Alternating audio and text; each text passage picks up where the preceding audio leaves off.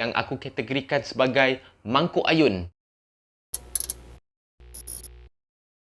Assalamualaikum, salam sejahtera. Kembali lagi ke dalam RH TV dan saya adalah Apa Hal Korang? Rais Hamid. Untuk video kali ini aku nak bercerita sedikit tentang benda yang very general kalau nak bercerita pasal tentera, dan masih lagi aku bercerita mengenai tentera. Dan topik kali ni yang aku nak cerita dekat korang semua adalah beza di antara pegawai dan anggota lain-lain pangkat di dalam tentera. Aku takkan go into deep sangat, aku just bagi tahu secara surface je, sebab ada beberapa DM yang aku terima daripada subscriber, daripada yang telah menonton video-video aku yang sebelum ni. Diorang cakap diorang nak apply untuk masuk tentera, tapi diorang macam confused antara sarjan dengan kapten, antara pegawai dengan LLP. Jadi mula-mula sekali, secara amnya, secara generalnya, di dalam Angkatan Tentera Malaysia ataupun dalam ATM, dalam TUDM, dalam PLDM, dalam Tentera Darat Malaysia, dia ada dua kelompok, iaitu pegawai dan anggota lain-lain pangkat. Nak bagi korang senang faham, pegawai ni kalau dekat dalam syarikat swasta, dia lebih kurang dekat jawatan assistant manager. Assistant manager dan ke atas tu semua pegawai lah, yang bermula daripada lieutenant muda sampai ke atas. Untuk lain-lain pangkat ataupun anggota lain-lain pangkat, ataupun kita panggil sebagai LLP lah, senang. Yang paling atas sekali kalau dalam syarikat swasta ni lebih kurang sama dengan jawatan eksekutif. So eksekutif sampai ke bawah, supervisor and all that, itu semua adalah anggota lain-lain pangkat. So kalau nak cerita berkenaan dengan pegawai, pegawai ni tugas secara general dia lebih kepada dalam management ataupun menguruskan, dan juga lebih kepada menjadi seorang ketua ataupun seorang leader. Pegawai-pegawai ni dia mempunyai kuasa ataupun memperoleh kuasa daripada pentauliahan daripada sesebuah negara tu sendiri. Contohnya macam Malaysia, pegawai ditauliahkan oleh Yang di-Pertuan Agong. Jadi kalau nak cakap pasal latihan untuk pegawai pula, bakal-bakal pegawai ni akan dilatih dan akan lagi fokus dari segi kepimpinan dan juga pengurusan. Macam aku cakap tadi lah, pegawai ni lebih kepada nak manage. Kalau kita dengar, pegawai kerja dia manage je, jadi ketua je, dengar macam tak banyak kerja. Tapi sebenarnya yang korang tak nampak, pegawai ni tanggungjawab dia lagi besar. Kalau dalam bahasa aku sendiri, yang paling banyak nak kena menjawab dengan orang atas, yang nak kena menjawab dengan general-general dekat dalam tentera ni adalah pegawai lah. Selalunya sesebuah task atau sesebuah tugasan yang telah diberikan, walaupun bukan pegawai yang directly melakukan penugasan tu, tapi in the end, kalau jadi apa-apa, pegawai yang kena fully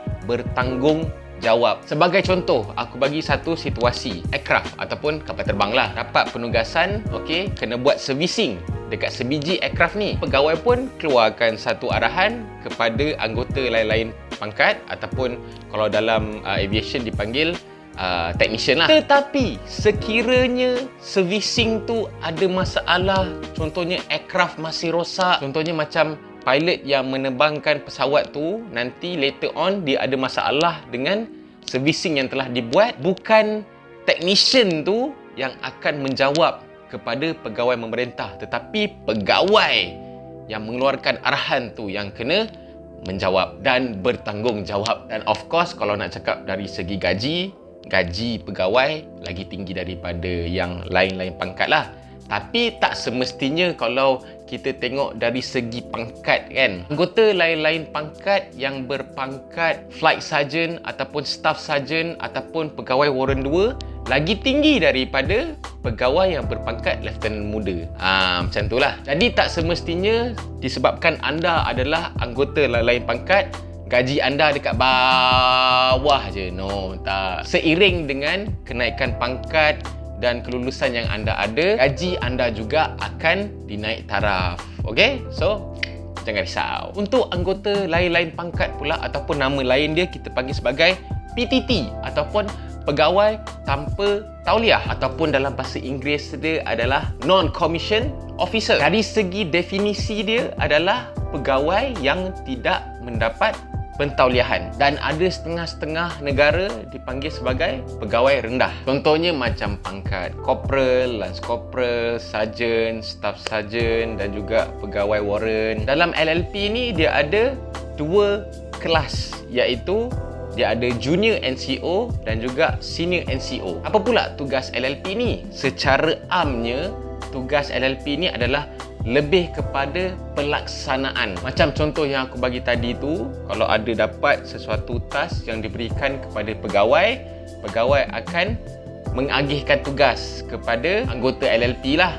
Dan kemudian pegawai ni kena make sure untuk LLP tu menyiapkan tugasan tu. Dia kena monitor dan kena memastikan lah. Dari segi gaji pula, of course, kalau nak dibezakan dengan pegawai yang bertauliah, gaji dia kurang lah sikit. Tapi macam aku cakap tadilah, ada pangkat-pangkat dalam LLP ni gaji dia lagi tinggi daripada pegawai. So jangan salah faham dan jangan down. Dari segi latihan antara pegawai dengan LLP ni, secara asasnya sebagai seorang tentera tak banyak beza. Semua kena belajar senjata, semua kena belajar masuk hutan, semuanya kena belajar asas-asas ketenteraan. Tapi macam aku cakap tadi, untuk pegawai, dia akan lebih fokus kepada memimpin untuk menjadi seorang leader. Juga more to management. Dari segi pengkhususan tugas pula, dia lain-lain. Mana kata tak semua tugas pegawai LLP boleh buat dan tak semua tugas LLP pegawai mampu buat. Contohnya kalau dalam QDM,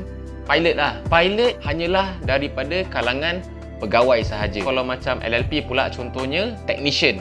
Pegawai dia tak boleh jadi technician. Tapi masih pegawai kena ada ilmu berkenaan dengan juruteknik lah. Kalau tidak sia-sia je lah. Dia suruh orang buat tapi dia tak tahu apa-apa. Jadi untuk adik-adik yang nak apply, nak masuk tentera, macam aku cakap, macam dalam video-video yang sebelum ni, tolong buat research anda. Tolong pergi study sikit, tolong ambil tahu sikit berkenaan dengan pegawai ke, LLP ke. Pendek cerita, korang nak jadi apa? So, check balik dekat website-website rasmi. Apa yang korang nak jadi itu, benda tu ada dalam kumpulan pegawai ataupun kumpulan LLP. Sebab cerita dia adalah satu kisah dululah. Masa aku dekat flying school, one of my LLP yang bekerja dekat ops room masa tu, dia cerita dengan aku, "Tuan, sebenarnya saya nak jadi pilot." Aku tanya dia balik, "Kenapa tak jadi pilot?" Lepas tu dia cerita kat aku, dia tersalah masuk. Dia apply untuk menjadi prajurit muda ataupun LLP lah. Tapi jangan risau, yang LLP ni ataupun lain-lain pangkat ni masih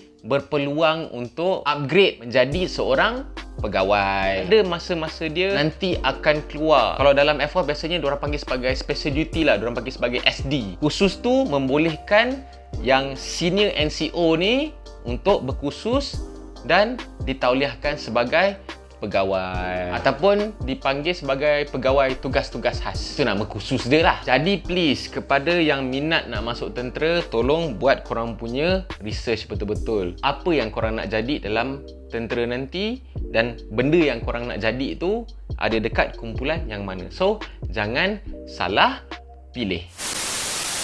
Dan satu lagi aku nak sentuh sikit lah berkenaan dengan mentaliti anggota-anggota di dalam tentera, baik pegawai ataupun LLP. Ada sesetengah pegawai ataupun LLP yang aku kategorikan sebagai mangkuk ayun. Diorang ada satu mentaliti yang contohnya pemikiran LLP terhadap pegawai ni relax je, pegawai ni tak buat kerja je. Semua LLP nak buat kerja. Pegawai bukannya tahu buat kerja pun, tahu nak sign surat je. Dan pemikiran ataupun mentaliti seorang pegawai terhadap seorang LLP, kau LLP, kau anggota bawahan, kau kena buat kerja je lah. Aku keluarkan arahan, kau kena buat kerja lah. Kau kena pastikanlah kerja yang kau buat tu betul-betul.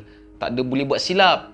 Ni aku pula nak kena monitor. Setakat macam benda-benda photostat ni takkan pegawai nak buat. Setakat benda-benda nak kena printing ni takkan pegawai nak kena buat. LLP lah buat. Aku nak bagi tahu benda ni adalah pemikiran yang totally salah di dalam tentera. Masing-masing di dalam tentera, baik LLP ke, baik pegawai ke, semua dah ada tugas dan tanggungjawab masing-masing. Untuk pegawai ni yang aku cakap ni, pegawai yang pangkat macam lieutenant muda, lieutenant, captain, apa semua ni lah. untuk meja dan ke atas ni, dorang dah dikategorikan sebagai senior officer. Ada setengah-setengah yang dah kategorikan pegawai yang berpangkat meja tu as senior officer, ada yang tak. Tapi pada aku, once kau dah pangkat meja dan ke atas, and that is a senior officer, which is dorang adalah leader, orang kata lain tahap tinggi ni lah. So kita tak boleh petikai orang punya credibility dan sebagainya. Ini yang baru pangkat lieutenant, baru pangkat lieutenant muda, baru pangkat captain. Setakat nak pergi photostat tu kan, kau buatlah sendiri. Setakat nak pergi print, nak buat surat tu, kau buatlah sendiri. Kau belum senior officer pun lagi. So tak payah nak belagak sangat, tak payah nak apa sangat lah. Sama juga kepada yang LLP ni, dah tugas dan tanggungjawab korang untuk melaksanakan arahan yang telah diberikan oleh pegawai. Korang buat je lah. Dah itu korang punya tugas. So buat je lah. Tugas pegawai ataupun senior NCO ni, yang pegawai warren cik-cik ni apa semua, mostly tugas dorang adalah untuk supervise, monitor, manage dan memastikan pelaksanaan tugas tu dapat dibuat dengan sempurna. Jadi tak payahlah bising-bising. Contohnya ada satu penugasan nak buat domestik lah, contohnya dapat arahan, okey, pegawai warren dapat arahan kena buat penugasan, okey, anggota yang pangkat corporal saja ni kena sapu sampah. Korang sapu je lah sampah. Tak payah nak petikai, cik tak sapu sampah pun. Cik ni nak kena make sure korang buat kerja. Sebab nanti kalau tempat tak bersih, bukan sarjan ataupun corporal yang kena. Cik ni yang nak kena jawab. Orang yang bertanggungjawab ataupun orang yang bakal menjawab nanti berkenaan dengan penugasan tu, itu adalah benda yang lagi berat. So cerita dia dekat dalam tentera ni, masing-masing dah ada tanggungjawab masing-masing, masing-masing dah dapat gaji masing-masing, masing-masing dengan pangkat masing-masing. Buat je lah masing-masing punya tugas yang telah dipertanggungjawabkan. Tak payah nak gaduh-gaduh, tak payah nak jealous-jealous. Yang bising-bising, pegawai tak buat kerja, pegawai hidup senang, pegawai tahu keluarkan arahan je. Kenapa kau dulu tak apply jadi pegawai? Kadang-kadang sesetengah pegawai pun bising juga. Ni LLP tahu buat kerja je, senang lah, tak payah nak menjawab. Oh, tahu buat kerja lah, kerja pun bukannya sempurna pun. Last-last pegawai nak kena jawab juga. Kenapa dulu kau tak apply nak jadi LLP? So guys, jangan salah faham. Ini bukannya benda yang majoriti yang berlaku dalam tentera. Macam aku cakap tadi, ada segelintir sahaja anggota tentera ni, baik LLP ataupun pegawai, segelintir di antara mereka yang mempunyai fikiran mangkuk ayun. Berkaitan juga dengan video aku sebelum ni, iaitu golongan-golongan yang dibenci dekat dalam tentera. Anggota-anggota yang ada sifat ataupun pemikiran mangkuk ayun macam ni, diorang adalah dekat dalam golongan yang 7 golongan tu. Mentaliti pun dah salah lah. So orang-orang macam ni lah yang aku kategorikan sebagai sepatutnya tak layak nak masuk tentera. Kalau kerja diorang nak petikai je, nanti kalau perang nanti pun nak petikai juga. Kenapa ni? So get lost. Kepada adik-adik, ingat, tolong buat research, tolong kaji betul-betul, study sikit sebelum korang nak masuk tentera, dan make sure korang buat pilihan yang betul supaya tidak menyesal di kemudian hari. Dan sekiranya kalau anda nak tahu banyak lagi maklumat yang lagi banyak, info yang lagi tepat, yang lagi detail mengenai LLP, tugas LLP ataupun pegawai, tugas pegawai, gaji, apa benda, tanggungjawab dan sebagainya, korang wajib ataupun mesti pergi rujuk dekat website rasmi ATM. Make sure dapatkan informasi yang tepat. Jadi silalah share video ni, ramai-ramai share kepada orang-orang yang confused dalam hal ni. Penting supaya anda tak tersalah buat pilihan. Sekiranya anda ada sebarang komen, bolehlah komen